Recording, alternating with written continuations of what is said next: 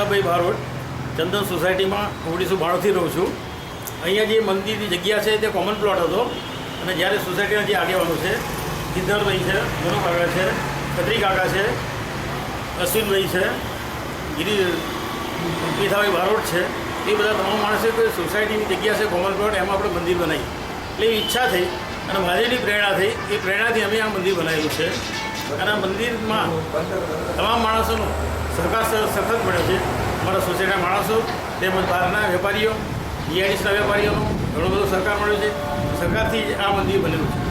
આ મંદિરમાં સફેદ શિવલિંગ છે, જે ભાગ્યે જ કોઈ જગ્યાએ જોવા મળે છે, બાકીના તમામ શિવલિંગો બ્લેકમાં હોય છે। આનું મહત્તમ બહુ જ છે, સખત છે। જે માણસો આની કંઈ બાધા કંઈ એવું કંઈ રાખે તો એનું કામ પૂર્ણ થાય છે। અહીંયા શ્રાવણ મહિનામાં CTM સુધીના તેમજ આ બાજુ અન્નપૂર્ણા, નિગમપુરા સુધીના તેમજ મણિનગર સુધીના તમામ ભક્તો અહીંયા આગળ આવે છે અને એ આવી અને એમને જે કંઈ માન્યતા હોય છે, જે કંઈ માગણી કરે છે એ ઈશ્વરને પૂરું કરે છે। નમઃ શિવાય, ઓમ નમઃ શિવાય।